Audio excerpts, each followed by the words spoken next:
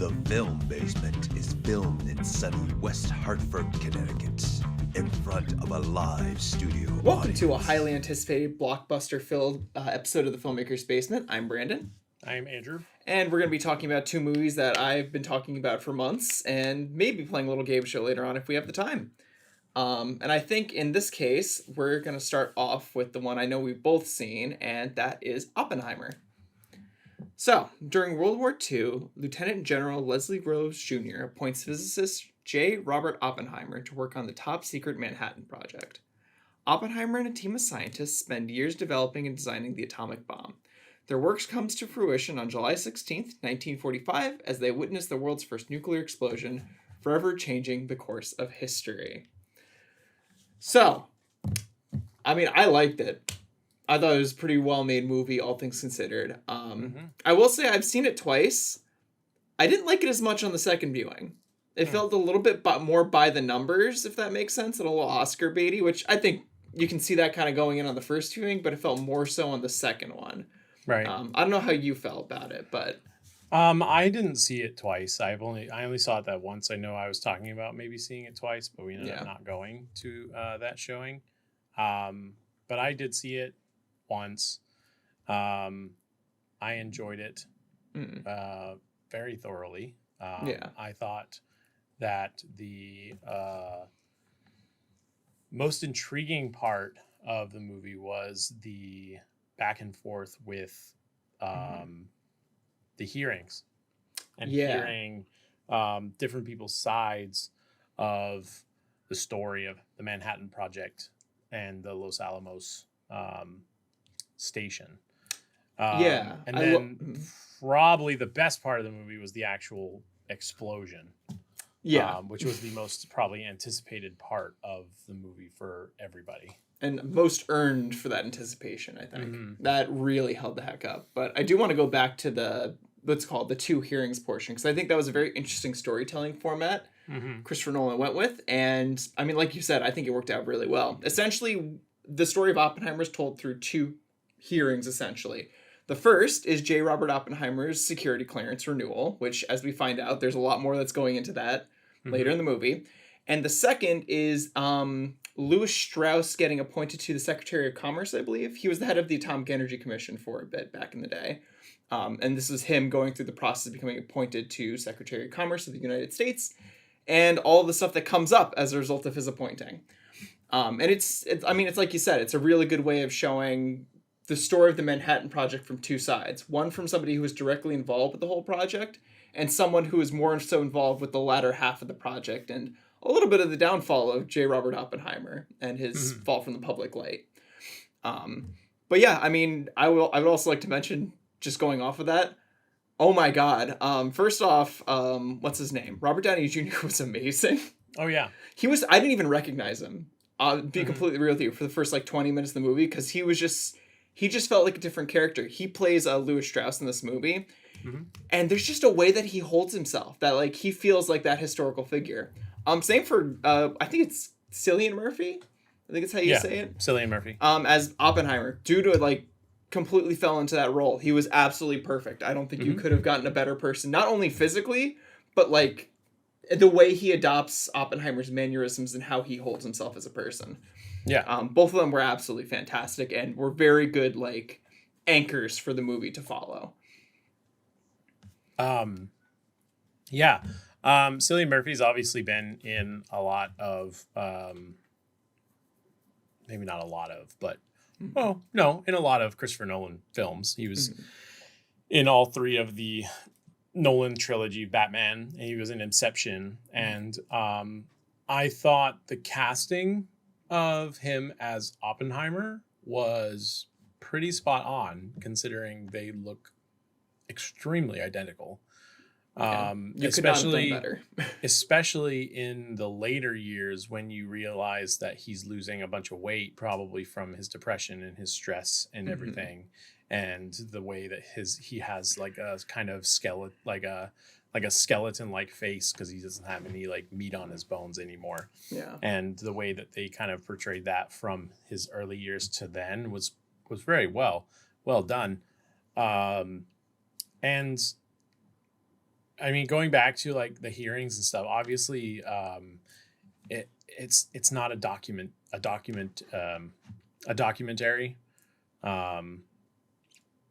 I don't know why I'm not feel like I'm saying that word You incorrectly. mean documentary? Yes, Yeah. documentary, The documentary. whatever. I just like had a stroke or something. So you obviously can't have it like that. So Christopher Nolan kind of plays off these little bits and pieces, like when he's going over his time in San Francisco, when he's meeting up with his old flame, whose name escapes me, but is played by I don't even remember the actress's name. Yeah. But so you have that scene where he's talking about his time in San Francisco and him having an affair on his wife, and then his wife is sitting behind him, and she's just visualizing this other woman on top of him, like, and it was a pretty cool transition to where like it panned behind a different, like you see Oppenheimer and it panned behind one of the security clearance or interviewers, and then he becomes naked, and then it pans over to his wife, and then you just see this other woman on top of him, like kind of just staring at his wife, like kind of like I don't know. It was really well done, and that part was very Christopher Nolan. It was a very powerful scene. Just seeing, because the whole point of the security clearances, they're trying to tear down Robert Oppenheimer, and trying to remove his credibility, essentially. So essentially, you're getting that visualized almost. You're watching him be as vulnerable as he actually can be, getting his dirty laundry aired before everyone in a very visually intense way. It's very like stuff like that comes up a lot throughout the movie, and I do like all the historical accuracy too, and it's not only the historical accuracy but the conspiracy accuracy to it as well.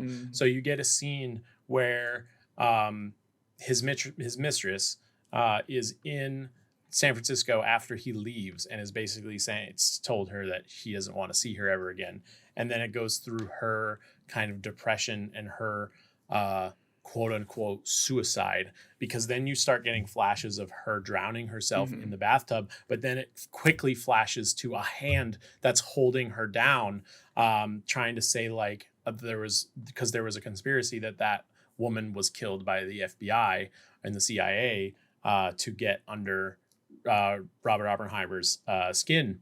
And so you have that kind of conspiracy aspect to the movie that plays into it, but then you also have the historical accuracies to a lot of stuff where like the biggest one that I saw was when they were talking about where they were going to drop the bombs, and one of the options was Kyoto, and the general says, well, me and my wife like going and vacationing to Kyoto. That was a real thing that was said.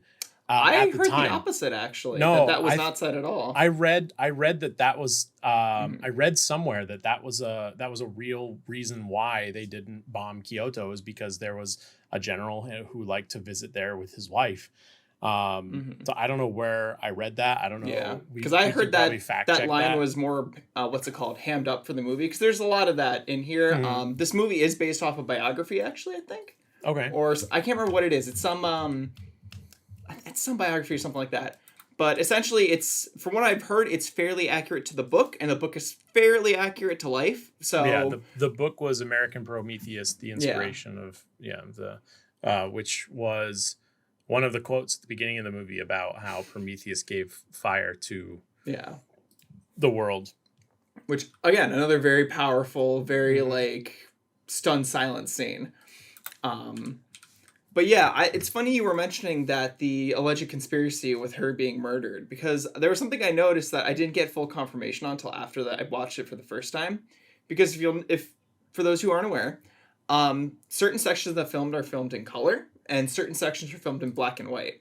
Yeah. And initially I thought that it was essentially just trying to divide up the hearings between Oppenheimer's life, because usually Strauss was in black and white, and for the most part Oppenheimer was in color. One of my friends afterwards told me that the black and white was more so to represent objective reality and things that can be factually proven.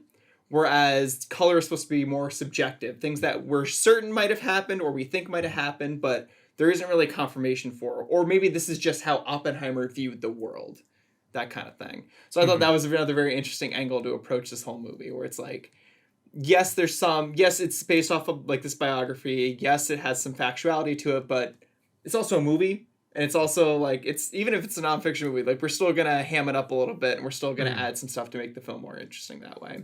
Yeah, I guess it says, because I found something, it says that I found one article that says that that line was improvised. Yeah. About how like no one in the room knew how to react to that line about him honeymooning in Kyoto. Yeah. But then I read another article that just said that there was an American historical archaeologist that in real life that basically was trying to save Kyoto because of the out of respect for Japanese cultural sites. Gotcha. And that's one of Japan's most cultural sites. Either way, in the movie, it's another one of those like, because it's not even the fact that it's real, it's the fact that I could believe that happened. Right. Like, it's like very believable in the context of the movie and in real life. So, it adds more oomph to like, wow, they really just were just picking targets left and right without much of a consideration to anything. Like one little thing, like I vacationed there once, changed like could have changed the course of history. Yeah, I'm sure that a lot of the, I mean, maybe not that specifically was true, but I know that probably happened. Where like there was a bunch of like war secretaries and everything saying, okay, where are we going to drop these bombs? And so going back to the black and white aspect, I really enjoyed the black and white aspect. Yeah. Because it gave nice. like a nice contrast between what was going on in the past, and because this movie was being told from the view of both of the hearings that were going on. And so having the hearings be in black and white and then having the actual like story be told in color was a nice contrast. And a pretty cool thing about that too is it's the first ever black and white film. Like Kodak developed the first ever black and white film stock for IMAX for this movie. So they developed a special film stock just for this movie so that it could have its black and white scenes. Yeah, I mean, I agree. I think it adds a nice, what's it called? It adds like a visual differentiation to the movie, because it's a 3-hour long movie, and don't get me wrong, a lot of it's exciting. It's also a very long movie, so it does drag on in parts. So having that like visual difference to keep you interested, I mean, that I loved it personally. I thought it was a very nice add-on to the whole movie. But I think also on that note, I think we should definitely also talk about Trinity, because I mean, like we were saying at the start, that was like honestly one of the best reasons to see this movie in its entirety. Like the whole sequence, it's like a 5 to 10 minute long sequence or something like that. No, it's just like 30. It's like 30 seconds because the countdown starts. No. I mean like leading up to that, where like they're testing the bombs out, and like you start feeling like where he gets I think it mainly starts when he gets his brother on to the Manhattan Project area. Like then it starts like, all right, we're getting ready, we're getting this thing built. No, we're gonna start. The moment I was on the edge of my seat was when it started counting down from 30.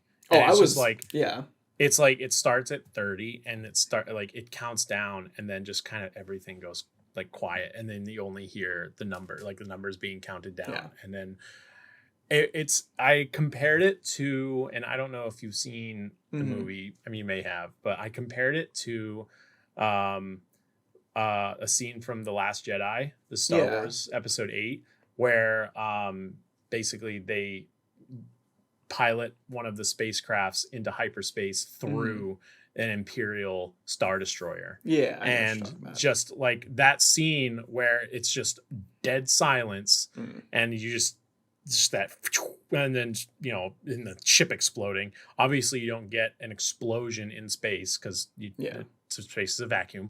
But it was that similar style where you got this huge explosion, a practical explosion. A nice looking practical explosion. Yeah, a really nice practical detonation. The second I saw that on screen, the 3 words that popped into my head were like awe, like horror, And just like, in a way, like how beautiful it was. Yeah. Like it was a gorgeous shot, but man, it was horrifying to look at. So you see it's just this gorgeous detonation, and then like 10 seconds later you get this enormous like boom. Oh, it's not 10 seconds. It feels like a minute. Like, it takes a look. It feels like a long time. Yeah. But then you come to the realization that like this was a test, but then this happened twice, like and that's kind of like where this movie is leading to, with him, with Robert Oppenheimer and his stress, because you get, you hear this like stomping throughout the movie, and it's like you don't really know what it is until they actually do drop.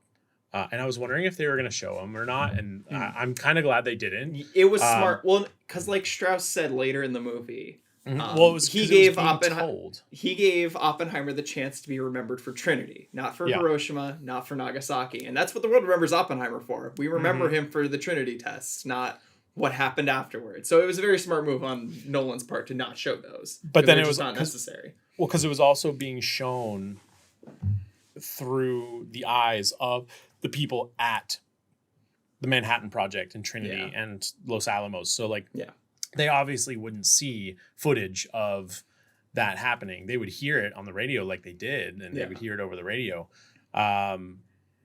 So I was kind of glad that they didn't go that route. But then, obviously you get to that scene where you know, after the bombs have been dropped, and then everyone's kind of cheering and celebrating that this worked.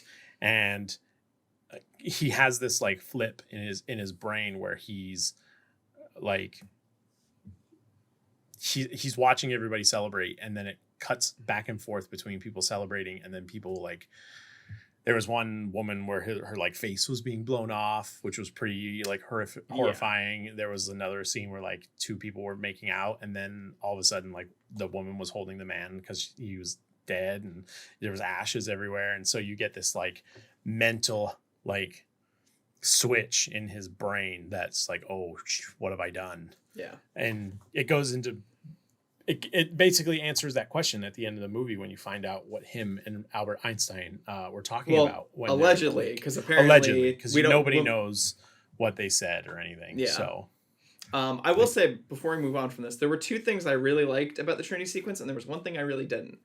The first thing I liked was the build up to Trinity, like we'd mentioned earlier, because like it's not so much like a scene that it leads up to Trinity, but at least for me, it was a sequence of events that led up. Like the movie starts picking up its pace a little bit. We start seeing more and more prep work being done for this. The music is picking up with the rest of this. And one of the nice things I found while seeing it a second time, there were test explosions that happened before we get Trinity. I liked how those set kind of like, what's it called? They set the stage for how impressive and loud the explosion was going to be in the theater, like in the actual movie theater experience. Because while you're watching the scenes, you hear these explosions, and they are like, they hurt. Like, they're loud explosions. But you're sitting there like, so if these are like little test firings, how loud is the actual explosion going to be? And I like that on a filmmaking level, because it gets the audience prepared and ready to be like, oh man, this is already feeling very tense as is. When's this tension going to be released? And like, how is it going to hit me when it does? The second thing I really liked is they never showed the full explosion close up in its entirety. And what I mean by that is like, when we're seeing like that awe-inspiring explosion, it's like you're right up in it.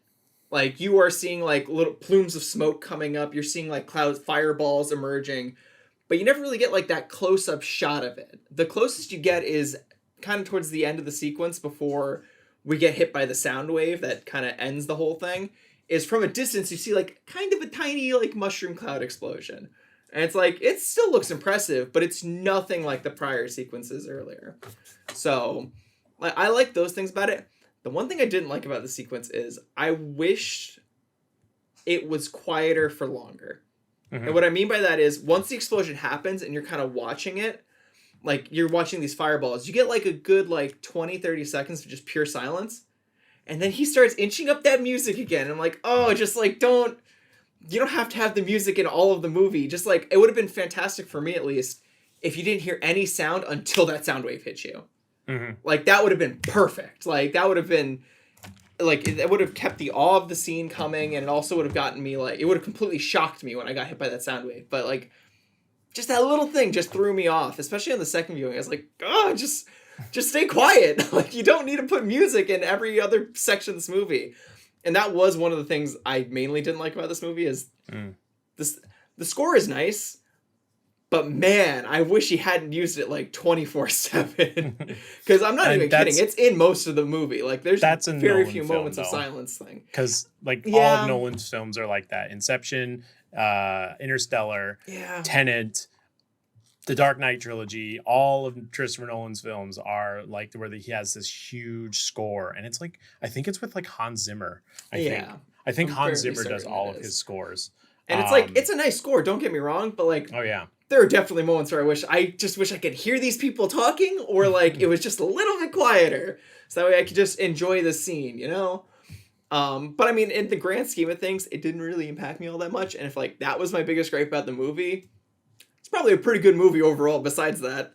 I mean, I'm trying to think, like, just besides that, it was just like a very well-made movie that showed not even like the important part of one very gray man's life. Because like, we're not really getting like the Oppenheimer, like, look at this perfect man who built this bomb story. It's like, look at this very gray man who did a lot of horrible things and also built this very horrible device. But like, he also kind of hated himself for doing it, and like he regretted his actions, and it's a lot. It's definitely a lot. But overall, I mean, I would definitely recommend seeing it. This is probably one of the best movies that's going to come out this year. Like, there's like maybe one other movie I could think of that's competing with it, but it's not on the same level. It's possible it wins. I mean, Best Picture. I don't even see what comes close besides like Barbie, and I'll get to that in a bit. But like, this is just like, it's one of those movies. It's like once in a decade movies where you get just like this pure spectacle, which is weird for like a movie that's essentially a biopic. Like, I wouldn't associate spectacle and biopic in the same sentence, but it really is a feat, like, this movie. So I would definitely recommend giving it a watch, just on a general level. If you have not seen Oppenheimer, give it a watch, because it's very impressive. Like 4 days ago, Variety magazine put up like Best Picture predictions, and you've got Barbie, The Color Purple, Ferrari, The Holdovers, Killers of the Flower Moon, May December, Oppenheimer, Past Lives, Saltburn, and Spider-Man Across the Spider-Verse. Yeah, I mean, I don't see anything on there that comes close to this. Like, this is just like the perfect awards movie. I did see one other thing that was talking about Dune 2. Dune got delayed. But Dune did get delayed till next year, so that won't be it. Which, it is what it is, but... Another movie that I saw that may fall in there, that you've seen, I think, was that... Beau is Afraid? Is that no, what was the one that you saw recently? Asteroid City. Oh, no. There's no way. No. Absolutely not. Asteroid City was not as good as Oppenheimer by like a long shot. Yeah, I'm trying to think. I know Past Lives has a lot of hype around it, but I haven't seen that one yet. So I don't know, maybe. But personally, I think Oppenheimer has it in the bag. Unless something really surprising happens. And like some other really good movie just comes out of nowhere. But I'm fairly certain Oppenheimer's got this one. Okay. Well, Andrew, do you have anything else you want to talk about Oppenheimer? Or no, I think we should move on to the next movie that you're going to talk about, because I haven't seen it, and I don't know if I plan on it. So I would have to recommend this movie because, oh my god, it lived up to the hype. So let me just say before you even start, the only thing I heard about this movie is that it's basically Black Panther for white chicks. And I've heard this comparison, and I get exactly where they're coming from. Okay. So, as you might be able to tell from my shirt, I did the double feature. I did the Barbenheimer, so I'm going to talk about Barbie now. So, Barbie and Ken are having the time of their lives in the colorful and seemingly perfect world of Barbie Land. However, when they get a chance to go to the real world, they soon discover the joys and perils of living amongst humans. I was not kidding when I said this movie could compete for Best Picture, because it genuinely was that good. That's crazy. It was legitimately not only a very nuanced movie, a very fun movie, and a very funny movie.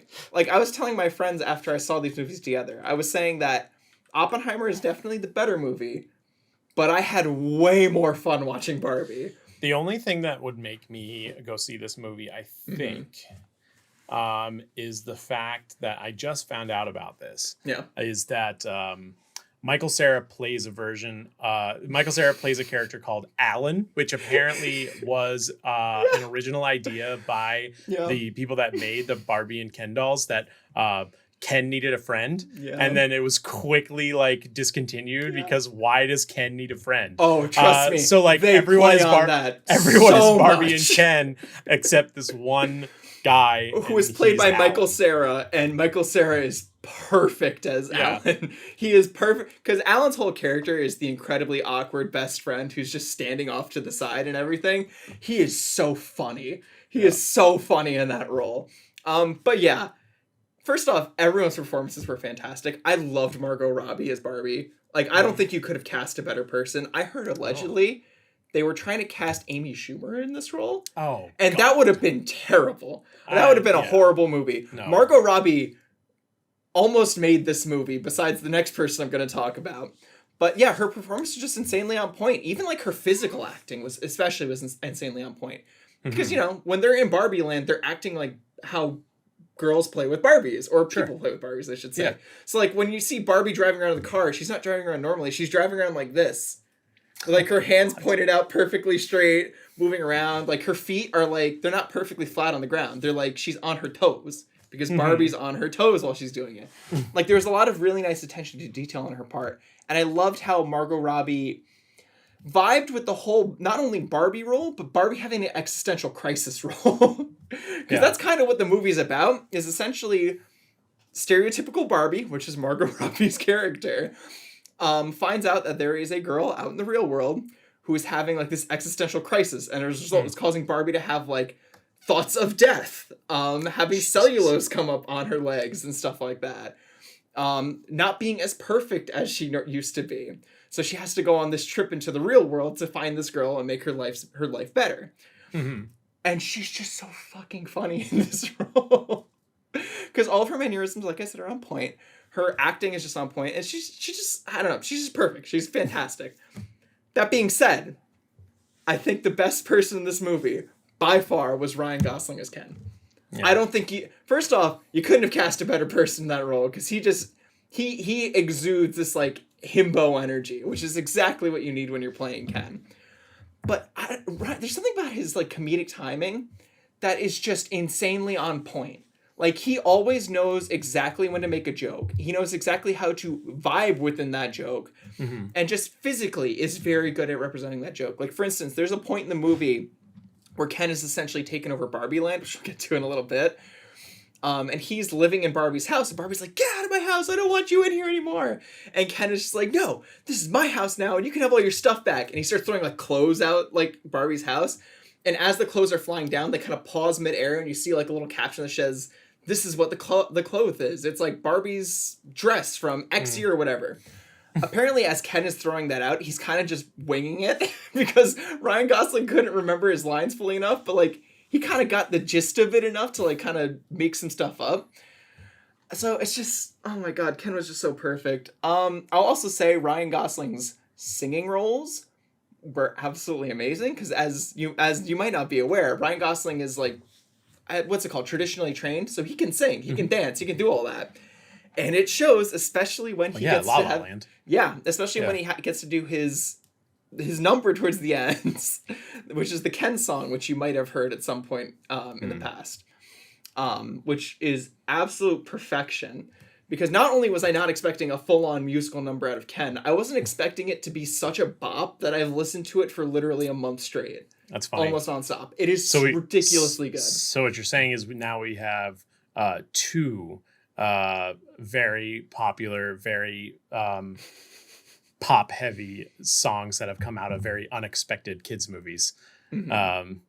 With I would not say this is also a kids movie too. No, that's the other thing that I knew about this movie is because my my girlfriend's 4-year-old was seeing previews for it, and and we've talked about this before, and you put me onto the fact that this is 100% not a kids movie. It's definitely not a kids movie. I will also say it feels like it's made for an older audience. Not even just that it's not a kids movie, but like it feels more reminiscent of like, did you have Barbies in like the 90s or early 2000s? Then like this movie might more so be for you. It sounds like it's very more of a late teenage version of the Lego movie.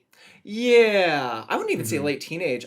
Because like the theater I was in had a lot of like 20, 30, 40-year-olds. Oh, yeah. Okay. It's definitely just made for an older crowd, and it feels that way. It's also, again, just very fun in general. But I think I could recommend this to anyone. Like, anyone could come into this movie and have a very good time because all of the jokes land. The story is very interesting for the most part. I'll get to my gripes in a little bit. But I will say it was a very fun ride the whole way because we're essentially getting Barbie's journey to become her own person / become autonomous. Because, like, in Barbie Land, she's just Barbie. That's who she is. Like, she doesn't have much of a role outside of that. But in going into the real world, she kind of, like, realizes that life might not actually be for her. And that maybe she has more to offer to the world than just, like, being Barbie. Maybe she just wants to live and kind of experience life as a normal person. Which I thought was a very interesting angle to take this movie. Like, seeing Barbie kind of realize, like, maybe my life isn't to be Barbie. Maybe I'm supposed to be someone else, and I need to figure that out about myself. Which leads to a very shockingly introspective ending that I was not expecting. But it ties the movie together really nicely. And then Ken's B-plot, which is essentially him discovering what patriarchy is in the real world, and then using it to take over Barbie lands. Which, as a side note, I was talking about this to my friends, and it feels exactly like something I would have written in college had I ever thought to write about this. This reads like something I would have written, which I appreciated quite a bit.